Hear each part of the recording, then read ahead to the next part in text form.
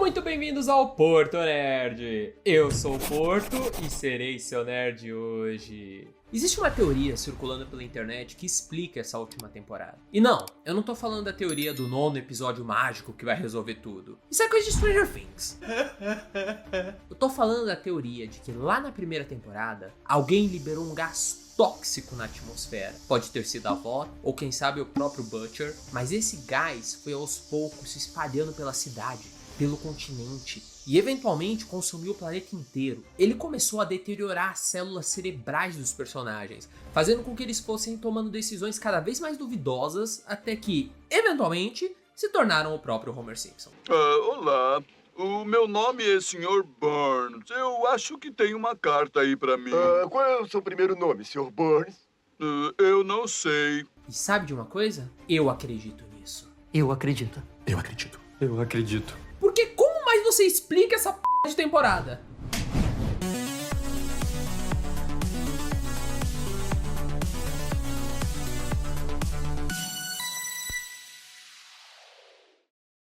Ninguém pode negar que esse foi um ano triste pros fãs. Primeiro vem a porrada daquele final patético de Stranger Things, e agora essa pérola que é a última temporada de The Boys. E o pior é que não sou nem só eu dizendo, o próprio elenco da série tem reagido a posts pela internet, tirando sarro junto dos fãs, porque eles próprios sabem que ficou, uma bosta. E assim, não é que o episódio final seja ruim, ele é bom, na medida do possível. O problema é que foi tanta pra chegar lá, que não tem como deixar de lado a sensação de que essa temporada foi uma grande perda de tempo. Sabe aquele meme de que essa reunião podia ter sido um e-mail? Então, eu terminei com essa sensação. Essa temporada podia ter sido um filme. Pela forma como eles decidiram encerrar essa história, eles podiam ter feito um filme de 3 horas e aí eles teriam um ritmo e uma urgência muito melhor do que o que eles fizeram ao longo dessas 8 horas de episódios. Porque, se você for analisar a temporada com calma, metade do que aconteceu foi puro suco de filler. Os episódios que mais importaram foram o primeiro, onde a gente tem o resgate nos campos de concentração e o sacrifício do A-Train, que abriu a série de uma maneira fodástica. O quinto, onde temos o desenvolvimento de vários personagens, com um foco especial na Espoleta, por motivos óbvios. E os últimos dois, onde eles criam a arma final, temos a morte do francês e, finalmente, um dos momentos mais satisfatórios da televisão moderna.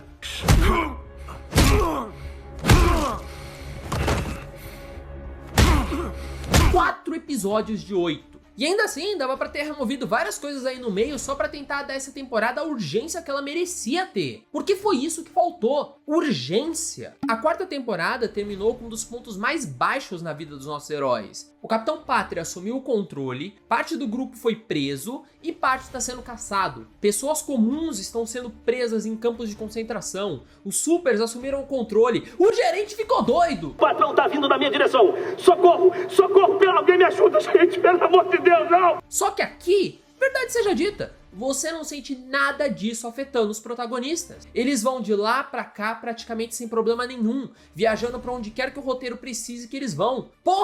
O Capitão Pátria conseguia achar eles mais fácil com menos recurso lá na primeira temporada. E no fim, até mesmo os campos de concentração acabaram sendo uma ideia abandonada. Como se ela simplesmente não importasse depois do primeiro episódio. O que não faz sentido. Mas um dos grandes pecados dessa temporada é como ela pode ser dividida em 2 partes. Primeiro, eles querem impedir o Capitão Pátria de pegar o V1. E segundo, eles querem matar ele apesar do V1. Porque toda essa trama do V1 não muda absolutamente nada no final da história. Ele não fica mais forte, não fica mais rápido. Essa trama toda só existiu por um motivo. Olá, eu gosto de dinheiro. A Amazon basicamente alejou a temporada, tentando garantir que os fãs iriam assistir ao novo spin-off, Vault Rising, que inclusive já teve até um trailer liberado na semana passada, e gente fazendo teoria pela internet. E eu não uso o termo alejar de maneira leviana. Literalmente, se você tirar toda a corrida pelo V1, a trama com o Soldier Boy e o Bombsight, nada muda. Qualquer escritor meia boca sabe a regra básica. Se uma cena pode ser removida sem afetar a história, a cena não precisa existir. Se eles removessem toda a trama do V1, Teria mudado alguma coisa? Se mantivesse um Soldier Boy no gelo, teria mudado alguma coisa? Não! O final seria o mesmo. Tudo isso só foi colocado aí pra ajudar a vender o spin-off. E aí a temporada que deveria ser pra finalizar a história que todo mundo queria ver, acaba sendo sequestrada pra preparar terreno pra uma série que ninguém pediu. E tudo isso porque a Amazon não queria largar o osso. E eu só queria dar uma pausa aqui no vídeo rapidinho pra te dizer, se você ainda não fez, por favor, curte aí o canal, comenta aí embaixo. A gente tá tentando aumentar o número de inscritos pra conseguir fazer esse canal ficar monetizado. Estamos chegando numa situação meio complicada e honestamente não sei se a gente vai conseguir manter o canal por muito tempo. Então a sua ajuda pode fazer toda a diferença. É um botão pra você, mas é a chance do Porto Nerd continuar no ar. Então, por favor, curte, se inscreve, comenta, compartilha com quem você gosta e compartilha com quem você não gosta caso você tenha odiado o vídeo. É isso aí, vamos lá. E pra adicionar sal na ferida, também tem os visíveis problemas de orçamento. Tipo, não me leva a mal, a série tá bonita, tudo certo. Mas pensa comigo, é a última temporada de um dos shows de super-heróis mais assistidos da atualidade. Custava aumentar um pouco o orçamento pra poder entregar? 2 meses atrás, o produtor da série, o Eric Kripke, já tinha começado a meter um monte de desculpinha, falando que, não vão haver batalhas incríveis porque nós não temos um orçamento à la Game of Thrones. Pô, mas a graça é essa. Mesmo que a Amazon queira fechar a carteira que nem o Tio Patinhas, se você tem imaginação, você não precisa do orçamento. Imaginação! Sam Raimi fez o Evil Dead em um fim de semana com os amigos. O Massacre da Serra Elétrica foi criado em uma sauna no meio do nada, ao preço da gasolina que levou o grupo lá pra filmar. Porra, tem fãs na internet mostrando o Capitão Pátria destruindo tudo, e os caras fizeram aquela merda com o notebook da Xuxa, uma coxinha e metade da floresta amazônica sendo destruída. Recurso tem, dá pra fazer. Só que ao invés de usar a imaginação, eles nos deram um... Imagina a seguinte situação, tu tem o teu ou a tua crush, você tá há meses dando em cima, vendo se descola um encontro. Finalmente, dá certo. No primeiro encontro, vocês sentem aquela química no ar. No segundo, percebem que tem várias coisas em comum. No terceiro, vocês já estão fantasiando como vai ser aquela noite, em que tudo vai dar certo, em que o mundo vai ser feliz. No quarto, começam a trocar aquelas mensagens picantes e falando, vai ser louco e tal. Aí, finalmente, quando vocês vão lá pro quinto encontro, pro vamos ver, a pessoa tira a roupa e sobe aquela nhaca de quem não toma banho há mais de um mês. Essa foi a sensação de ver a batalha final da série. Passamos anos com o Capitão Pátria prometendo a batalha incrível. Em português, eles dublaram como se ele estivesse dizendo que ia destruir tudo. Mas em inglês, ele usou um termo que é Scorched Earth. Sabe o que isso significa? Esse termo é usado por militares quando não é pra deixar nenhuma pedra em pé, é pra jogar sal até na terra para que não nasça nada, nunca mais. Ou, como os mafiosos dizem, Eu quero ele morto! Eu quero a família dele morta! Eu quero queimar a casa dele até o chão! Eu quero ir lá à noite e cuspir nas cinzas! E aí, 3 temporadas prometendo isso, testemunhando o estado mental do Capitão Pátria se deteriorando aos poucos, vendo como ele fica cada vez mais imprevisível e instável. Pra isso? Tem até um diálogo que ele fala com a Luz Estrela, em que ele comenta como ele sabe exatamente o que fazer para alejar o governo americano. Primeiro, eu destruo os centros nervosos. A Casa Branca, o Pentágono. Depois, qualquer capacidade de defesa nacional. E depois, a infraestrutura crítica, como celulares, internet, esse tipo de coisa. Eu vou varrer Nova York da porra do mapa. Só de onda. E aí, depois que ele toma o controle de tudo, que ele fica mais forte do que nunca, nós temos nada! Yeah! Tipo, não me leva a mal. O final foi parecido com os quadrinhos. Nos quadrinhos, o Capitão Pátria também invade o Salão Oval. Ele mata o presidente e o Butcher vai dar um fim nele. O Capitão Pátria não destrói o planeta nem nada do tipo. A parada ela é bem contida, mas nas páginas a gente pelo menos tinha um exército de supers apoiando ele, e uma cena em que os tanques de guerra começam a varrer os supers do mapa. Já aqui, eles destruíram um salão oval, um sofá, um telhado, e tá bom. tá sussa. Scorched Earth. Porra, mano! Chega a ser bizarro quando você pensa que a destruição que eles fizeram naquele filme A Aurora dos Sete, que é um filme lançado dentro do universo da série, parece mais que uma batalha final do que a própria batalha final. E o Eric Kripke, o produtor da série, até tá tentando meter o louco. Ele tá dando entrevista dizendo que ele fez exatamente do jeito que queria, que não se importava em ter uma batalha final grandiosa. Mas tu tá de sacanagem comigo, né? Mas assim, essa nem é a pior parte. Tudo isso que eu falei até então poderia ser perdoado, não fosse o maior pecado cometido pela temporada.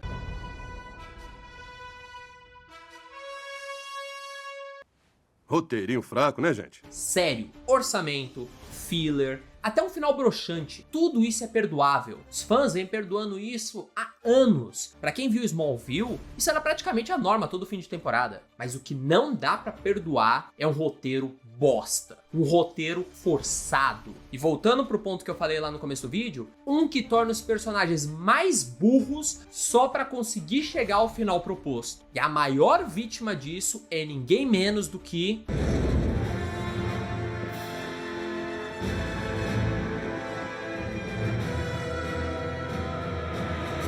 Desde a primeira temporada, o Capitão Pátria foi colocado como o super mais perigoso de todos. E o motivo é óbvio, ele tem os poderes do Superman e a moral do Sid em Toy Story. É bom, no churrasco a gente conversa.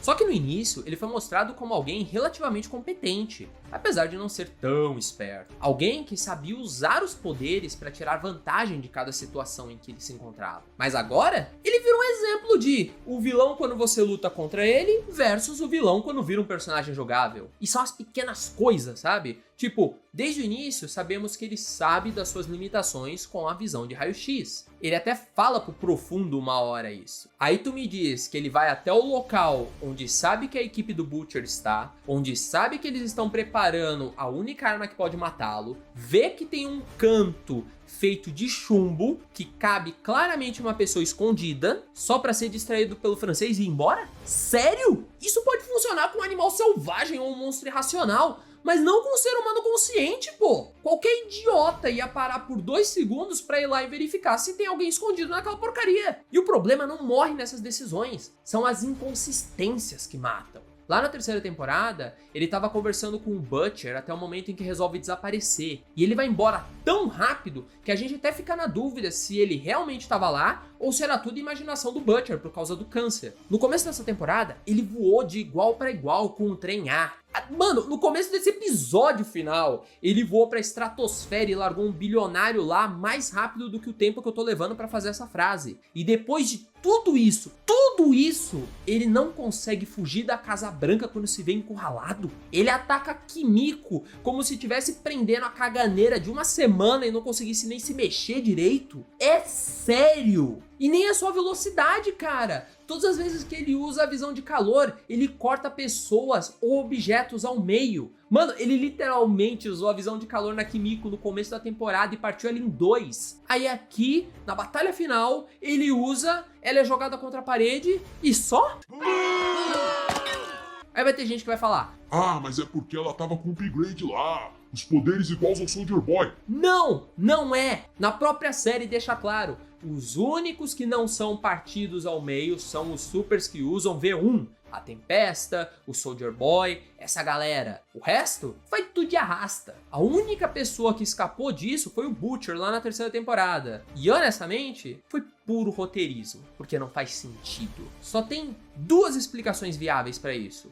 1, eles forçaram o roteiro para que os The Boys tivessem uma chance, ou 2, os próprios roteiristas esqueceram da regra do universo deles. E, honestamente, eu nem sei qual das 2 é pior. E eu não queria nem falar dessa história toda do V1, porque puta que pariu! Ah, ele vai ficar mais forte com o V1! Ah, ele vai virar um deus! Um monte de asneira, pra que no final 2, sendo que na temporada 3 super, sendo um deles o Soldier Boy, não conseguiram manter ele preso. Nada aqui faz sentido. Tudo pra conseguir ter o final que eles queriam ter. Sabe por quê? Porque eles transformaram o Capitão Pátria em um monstro tão poderoso que eles não tinham capacidade de dar um fim adequado pra ele. Esse é um dos problemas quando você começa a inventar poderes e aí querendo fazer cenas incríveis em detrimento da história total que você quer contar. É isso que acontece. E o pior é que não foi só com o Capitão Pátria. As inconsistências afetaram todo mundo. Mano, olha o Black Noir 2, por exemplo. O cara sabia voar, tancou uma metralhadora na cara e acaba sendo morto por uma faquinha pelo profundo, mano. Você tem noção do quão bosta, quão lixo, quão desperdício de oxigênio você tem que ser pra acabar sendo morto pelo profundo, mano? Pensa nisso, beleza? Romance, flores, abraço, beijinho. Isso é coisa de homem Nutella, bro. Foram essas as decisões que mataram a temporada. Existe uma regra não dita no mundo da escrita. Os fãs perdoam tudo, menos roteiro forçado e protagonismo. A não ser que você seja o Batman. Eu sou o Batman. É tão fácil achar problemas num roteiro desses, mas tão fácil, que fica até difícil escolher do que a gente vai reclamar. O que é uma pena, porque no fim, muitos personagens até tiveram um...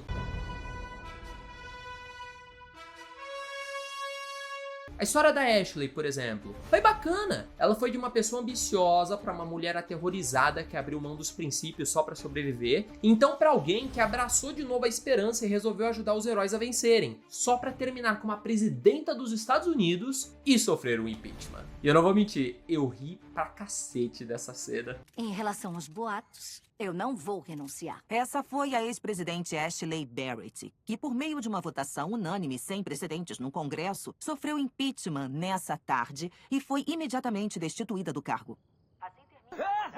A Kimiko também teve um arco razoável, de uma máquina de matar para uma mulher que finalmente consegue entender os próprios sentimentos e quer fugir da violência. O Rio e a Luz Estrela, que já não estavam fazendo nada faz um tempo, não tiveram um arco, mas tiveram um fim razoável. O Butcher, ele foi o cara com o arco mais próximo da HQ. Até o Francês e o MM também foram legais. O MM, honestamente, eu tinha esquecido da parte da família dele, mas foi legal ver no fim que ele finalmente conseguiu voltar com ele, sabe? Mas eu acho que de todos, o Butcher foi o cara com o arco mais próximo da HQ e que funciona até melhor na série do que lá. Você sente aqui que ele não quer matar os amigos, como ele fez nos quadrinhos. Ele é só um homem extremamente autodestrutivo, extremamente violento, que perdeu a fonte do ódio, não tem absolutamente nada e quer morrer. E aí ele vai da única forma que ele sabe que vão matar ele. E aí ele vai até o fim, como é de se esperar. Eu acho que é por isso que o final deixou um gosto tão amargo, porque ele até teve boas ideias, mas enrolou elas em uma temporada tão arrastada, tão cheia de interferências, que no fim não funciona. Essa temporada não chega a ser um desastre que nem Game of Thrones ou Stranger Things, mas ainda assim ela não consegue se sustentar e acaba ruindo sobre a própria incompetência em uma briga que já estava ganha. Tanto que, como eu já comentei antes, até agora o Eric Kripke tá todo dia tweetando um monte de desculpas. Eu até vi uma thread no Reddit que comentaram que ele disse que como The Boys era uma sátira de heróis, ele quis fazer uma sátira das temporadas ruins. E exatamente por isso, tomou essas escolhas. Viu só? Me respeito bastante pra mentir pra mim.